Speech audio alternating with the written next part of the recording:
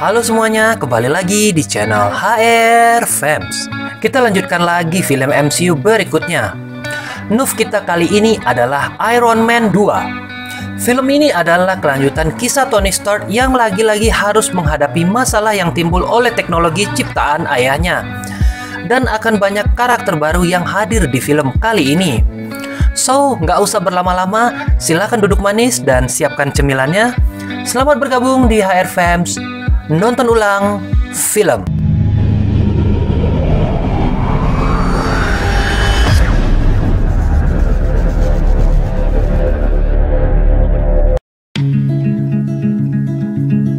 Film ini dirilis pada tahun 2010 dan masih disutradarai oleh Jon Favreau yang turut ambil peran sebagai Happy Hogan, Robert Downey Jr. sebagai Tony Stark, Don Cheadle sebagai James Root, Gwyneth Paltrow sebagai Pepper Potts, Scarlett Johansson sebagai Natalie Rushman dengan nama asli Natasha Romanoff, Sam Rockwell sebagai Justin Hammer, Mickey Rourke sebagai Ivan Vanko, dan Samuel L. Jackson sebagai Nick Fury. Film dimulai di Moskow, Rusia, di mana siaran TV sedang menayangkan jumpa pers Tony Stark yang mengakui dirinya sebagai Iron Man kepada dunia di akhir film pertama. Selama penayangan tersebut, Anton Vanko yang seorang ilmuwan sedang sekarat akhirnya meninggal di pelukan putranya yang bernama Ivan Vanko. Dan satu-satunya warisan yang bisa ia berikan adalah ilmu pengetahuannya. Setelah dicek, ternyata itu sebuah blueprint yang berisikan art reaktor dengan logo Stark Industries. Sebelum meninggal, ayahnya Ivan mengatakan kalau dirinya punya hak atas kesuksesan yang diraih oleh keluarga Stark. Hal itu membuat dirinya geram dan termotivasi untuk membalaskan dendam ayahnya kepada Tony Stark. Selama 6 bulan ke depan, popularitas Tony Stark sebagai Iron Man meningkat. Kali ini dengan suit Iron Man-nya, ia terbang menuju sebuah gedung yang di sana sedang mengadakan Star Expo di New York. Acara ini diharapkan bisa memberikan kedamaian untuk warga Amerika dengan didirikannya kembali Star Expo. Dan tidak lupa pula, Tony juga menampilkan video almarhum ayahnya yang sedang menampilkan diorama kota masa depan pada Star Expo yang pertama pada tahun 1974. Pada saat itu juga Tony meninggalkan panggung dan mengecek kondisi tubuhnya yang ternyata darahnya sudah tercampur racun sekitar 19% dan pembuluh darah yang rusak di sekitar dadanya. Dirinya merahasiakan hal itu ke semua orang. Saat menuju mobil, Tony diberikan sebuah undangan untuk menghadiri sebuah sidang di Washington DC yang akan membahas tentang persenjataan yang dimiliki oleh Tony. Keesokan harinya, Tony menghadiri rapat tersebut yang dipimpin oleh Senator Stern. Stern meminta agar Tony mau menyerahkan persenjataannya, termasuk armor Iron Man-nya ke pemerintah. Namun Tony membantah kalau Iron Man bukanlah senjata, melainkan armor besi yang menyatu dengan dirinya. Itu artinya, jika ia menyerahkan armor tersebut, sama saja dia menyerahkan dirinya sendiri ke pemerintah. Selain Tony, ada lagi seorang CEO dari Hammer Industries bernama Justin Hammer yang mengatakan kalau Iron Man adalah sebuah ancaman jika Tony Stark tetap memilikinya. Tak lama setelahnya, Kolonel James Root memasuki ruangan tersebut. Dalam kesaksiannya, Rhodey diperintahkan untuk membacakan sebuah paragraf yang telah diberikan pihak pemerintah yang mengatakan kalau Iron Man merupakan sebuah ancaman dan akan terjadi konflik kepentingan pribadi Tony Stark. Namun Rhodey juga menambahkan kalau Iron Man juga memiliki manfaat dan potensi lebih besar daripada resiko yang ditimbulkan.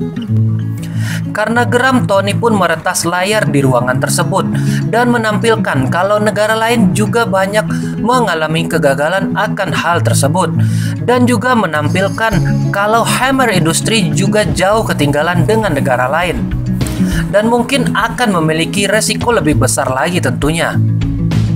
Setelah menolak, lalu Tony pergi meninggalkan ruangan dengan gaya khas dirinya. Di Moskow, Ivan Vanko berhasil membuat alat miliknya dari blueprint yang diberikan oleh ayahnya di awal film. Alat tersebut berupa cambuk listrik yang disambungkan dengan reaktor di dadanya yang hampir mirip dengan buatan Tony Stark. Di Malibu, California, rumah Tony Stark, dengan bantuan Jarvis, kalau palladium yang disambungkan dengan reaktornya malah memperparah kondisi tubuhnya. Belum selesai soal tubuhnya, Pepper Potts mendatangi Tony dan memberitahu kalau Stark Industries sedang kacau balau dan menyadari dirinya sudah tidak muda lagi. Saat itu juga ia mengangkat Pepper Potts sebagai CEO Stark Industries yang baru. Kembali ke Moskow, Ivan Vanko berhasil mendapatkan visa palsu untuk bisa terbang ke Monaco untuk aksi balas dendamnya terhadap keluarga Stark. Dirinya juga menyamar sebagai kru Grand Prix yang diadakan di sana. Tony yang sedang berlatih tinju dengan Happy Hogan didatangi oleh Pepper Potts dengan staf baru bernama Natalie Rushman. Tony lalu terkesima melihat Natalie dan meminta kepada Pepper agar Natalie menjadi asisten pribadinya. Awalnya Pepper menolak karena takut Tony akan melecehkannya. Karena di sini Pepper sudah berstatus sebagai kekasih Tony. Lalu Tony dan Pepper pergi ke Monaco, di mana Natalie sudah menunggunya di sana. Di tempat itu Tony juga bertemu dengan Justin Hammer dan reporter di film pertama yang bernama Kristen Everhart. Karena merasa kurang sehat, Tony lalu pergi ke toilet dan kembali mengecek kondisi di mana racun dalam tubuhnya sudah mencapai 53%. Karena tahu dirinya akan tewas, Tony lalu melakukan apapun yang ia inginkan, termasuk menjadi pembalap Stark Industries di Grand Prix Monaco tersebut. Race pun dimulai. Tony Stark memacu mobil formulanya di lintasan. Tak selang berapa lama, Ivan Vanko yang menyamar sebagai kru balapan melakukan aksinya dengan memasuki arena balap dan menghancurkan setiap mobil yang lewat dan menunggu Tony Stark yang menjadi sasaran utamanya. Ivan pun berhasil mengempaskan Tony. Menyadari Tony dalam bahaya, Pepper lalu memanggil Happy yang sudah siap dengan armor Iron Man-nya dan nekat memasuki lintasan untuk menyerahkan kepada Tony. Ivan menyerang Tony dengan cambuk listriknya. Di saat yang tepat, Happy datang dan menabrak Ivan ke dinding lintasan. Sementara Pepper Potts langsung memberikan armor Iron Man kepada Tony.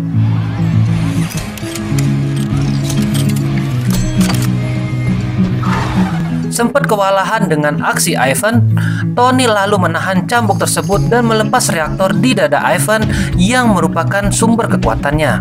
Ivan pun akhirnya ditangkap pihak keamanan sambil berteriak kepada Tony kalau dia telah kalah. Ingin mendapatkan informasi, Tony langsung mendatangi Ivan yang telah berhasil membuat art reaktor sama seperti buatannya. Dan Tony mengatakan kalau reaktor itu bisa dijual ke negara kaya, tetapi kenapa tidak ia lakukan?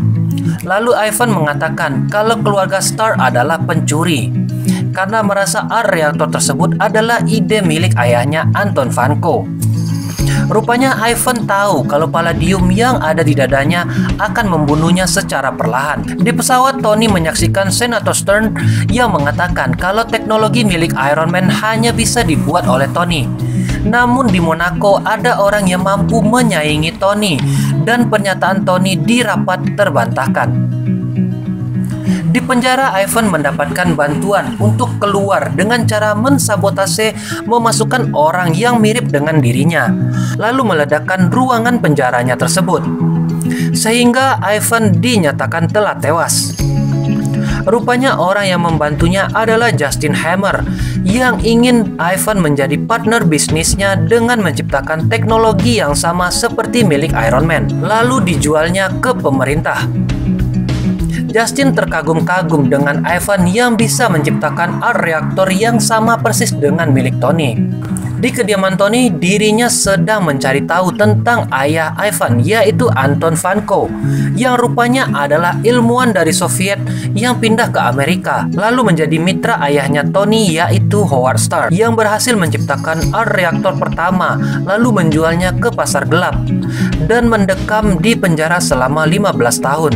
Pada saat itu juga Rudy datang menemui Tony sambil berkata kalau dirinya tidak bisa lagi menahan pemerintah mengambil paksa teknologi miliknya. Ternyata Tony sedang kurang sehat, lalu meminta tolong kepada Rudy untuk memasangkan palladium ke reaktor miliknya. Di New York, tempat Hammer Industry, Ivan diajak melihat-lihat peralatan milik Justin. Ivan memperlihatkan kemampuannya meretas software milik perusahaannya dengan sangat mudah. Lalu Justin meminta agar Ivan bisa membuatkan armor seperti milik Iron Man, bahkan melebihi milik Tony. Kembali ke Tony, kita diperlihatkan kalau racun di tubuhnya semakin bertambah menjadi 89%. Dan ia bertanya kepada Natalie, apa yang harus ia lakukan di ulang tahunnya kali ini? Natalie menjawab, lakukan apapun yang kau inginkan. Mendengar hal itu, Tony melakukan hal-hal gila dalam perayaan ulang tahunnya. Rudy yang juga hadir terlihat sedang didesak oleh Senator Stern untuk segera mengambil armor Iron Man milik Tony. Tony yang semakin kacau membuat Rudy geram dan segera berlari ke bawah untuk mengenakan armor Mark II untuk menghentikan Tony Stark melakukan aksi gilanya. Pertarungan dua sahabat itu pun terjadi sampai menghancurkan sebagian isi rumah Tony. Setelah pertarungan, Tony yang tidak berdaya ditinggalkan oleh Rudy yang memakai Mark II dan membawa armor tersebut ke pangkalan militer. Sementara Tony terlihat santai di atas donat raksasa dengan armor Iron Man-nya dan menikmati sisa hidupnya tersebut. Tiba-tiba Nick Fury datang menghampirinya dan berniat memberikan solusi tentang masalah yang dihadapinya. Akhirnya Tony bertemu dengan asisten barunya Natalie yang ternyata adalah salah satu anggota dari S.H.I.E.L.D. yang memiliki nama asli Natasha Romanoff, atau kita kenal dengan julukan Black Widow. Natasha lalu menyuntikkan sesuatu pada Tony untuk menghilangkan infeksi akibat palladium tersebut. Tetapi itu tidak menyembuhkan Tony secara permanen. Lalu Nick Fury memberikan motivasi kalau dirinya belum mencoba semuanya. Sementara itu di Hammer Industry, Justin memprotes hasil kerja Ivan yang sangat berbeda dari apa yang ia inginkan, karena armor tersebut tidak bisa digunakan oleh manusia. Lalu Ivan berkata kalau drone lebih baik ketimbang manusia. Di pangkalan udara, Rudy diminta untuk mempersenjatai armor Iron Man Mark II dengan teknologi dari Hammer Industry dan ditampilkan di Star Expo. Rudy menolaknya, namun apa daya, Rudy harus patuh terhadap atasannya tersebut. Di kediaman Stark, Nick Fury kembali memberikan motivasi kepada Tony kalau alt reaktor buatan ayahnya belum sepenuhnya sempurna. Nick Fury lalu memerintahkan agen Coulson untuk mengawasi Tony agar ia bisa menyelesaikan permasalahannya tersebut. Nick Fury juga meninggalkan koper milik Howard Stark untuk diberikan kepada anaknya, yaitu Tony. Kembali ke pangkalan udara, Rudy bertemu dengan Justin Hammer untuk segera mempersenjatai armor Iron Man Mark II tersebut. Sebelum itu, Rudy mengamankan alt reaktor agar tidak disalahgunakan oleh orang lain. Setelah Justin Hammer mengenalkan bermacam senjata dan bertanya yang mana pilihan Rudy, Rudy lalu menjawab pasang semuanya. Kita kembali ke rumah Tony Stark, di mana Tony membuka berkas milik ayahnya tersebut, yang mana dia hanya menemukan blueprint alt reaktor buatan Anton Vanko dan ayahnya. Lalu Tony memutar sebuah video yang memperlihatkan ayahnya saat mempresentasikan diorama kota masa depan. Jika Tony berhasil menemukannya, maka Tony akan mengubah masa depan. Mendengar hal tersebut, Tony pergi ke Star Industry mencari diorama tersebut dan meminta maaf kepada Pepper Potts atas tingkahnya di hari ulang tahunnya tersebut. Lalu Tony membawa diorama tersebut ke rumahnya dan meminta Jarvis untuk menjadikan diorama tersebut berbentuk digital. Akhirnya Tony menemukan jawaban apa yang ia cari selama ini melalui diorama yang dibuat oleh ayahnya. Dengan semangat, Tony lalu membuat alt reaktor baru dengan peninggalan ayahnya. Tiba-tiba agen Coulson berpamitan dengan Tony karena dirinya dipindah tugaskan ke New Mexico untuk tugas yang tak kalah pentingnya. Akhirnya Tony bisa membuat alt reaktor baru berbentuk segitiga yang menggantikan reaktor lama miliknya yang menggunakan palladium. Di tempat lain, Justin memperingati Ivan kalau ia harus segera menyelesaikan pekerjaannya untuk dipamerkan di Star Expo. Rupanya Ivan mengkhianati Justin Hammer dengan membuat cambuk baru yang lebih besar, dan itu adalah Whiplash Mark II. Muak dengan Ivan, Justin Hammer lalu menyita segala barang miliknya dan mengurungnya di sebuah ruangan yang dijaga oleh 2 penjaga. Namun setelah Justin Hammer pergi, Ivan membunuh kedua penjaga tersebut dan menghubungi Tony Stark dan mengatakan kalau dia telah membuat reaktor yang lebih baik sesuai yang disarankan Tony sebelumnya. Akhirnya Jarvis berhasil melacak keberadaan Ivan, lalu bergegas memakai reaktor baru buatannya itu. Sesampainya di Star Expo, Justin Hammer yang sedang memamerkan robot buatannya beserta Rudy yang tampil dengan warna baru dan persenjataan yang banyak yang nantinya kita kenal dengan nama War Machine. Tony lalu menanyakan soal Ivan kepada Justin Hammer yang mengatakan kepada Rudy kalau Ivan masih hidup dan ia bekerja sama dengan Hammer Industry. Rupanya Ivan sudah meretas semua robot yang sudah dipasangi drone tersebut, termasuk juga armor yang digunakan oleh Rudy. Tony lalu segera pergi dari sana karena akan membahayakan pengunjung di Star Expo tersebut. Aksi kejar-kejaran pun terjadi antara Tony dan pasukan yang dikendalikan oleh Ivan dari Hammer Industry. Justin Hammer yang memasuki ruangan operator disusul oleh Natasha dan Pepper Potts yang meminta pertanggungjawaban kepada Justin Hammer atas apa yang terjadi. Natasha juga memaksa Justin Hammer agar mengungkap siapa dalang di balik semua ini, yang tidak lain adalah Ivan Vanko. Mendengar hal tersebut, Natasha lalu bergegas pergi bersama Happy ke Hammer Industry untuk menangkap Vanko. Ternyata Vanko sudah tidak ada di tempat tersebut. Lalu Natasha mengembalikan Rudy dalam mode manual. Akhirnya kita melihat duet antara Iron Man dan War Machine di sini. Mereka bergantian menghancurkan pasukan drone milik Hammer. Sementara itu Pepper Potts memanggil pihak kepolisian untuk menangkap Justin Hammer. Tidak lama setelah itu, datang musuh yang lebih kuat menuju Tony dan Rudy, yang rupanya dia adalah Ivan Vanko yang menggunakan armor ciptaannya, yaitu Whiplash Mark II. Semua senjata yang ditembakkan Tony dan Rudy tidak mempan ke Whiplash. Berbagai upaya dilakukan Tony dan Rudy untuk mengalahkan Ivan, namun usaha tersebut tetap sia-sia.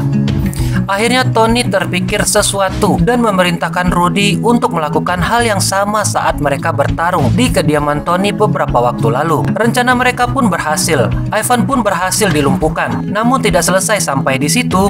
Rupanya Ivan telah memprogram semua drone beserta dirinya untuk meledakkan diri.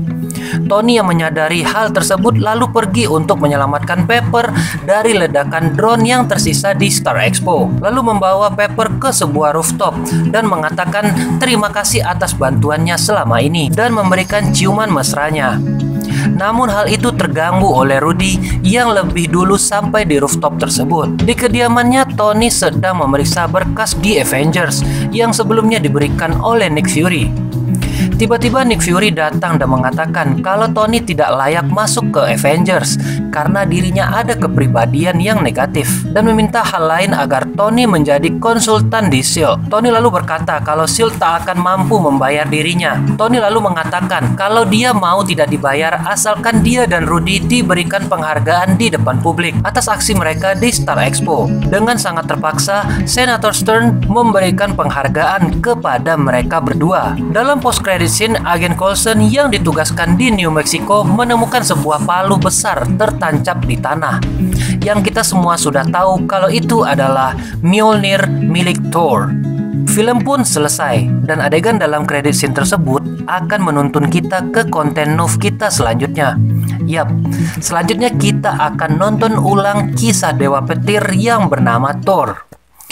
So, sekian dulu video kita kali ini. HR Fam pamit, explore your imagination, and see you next video.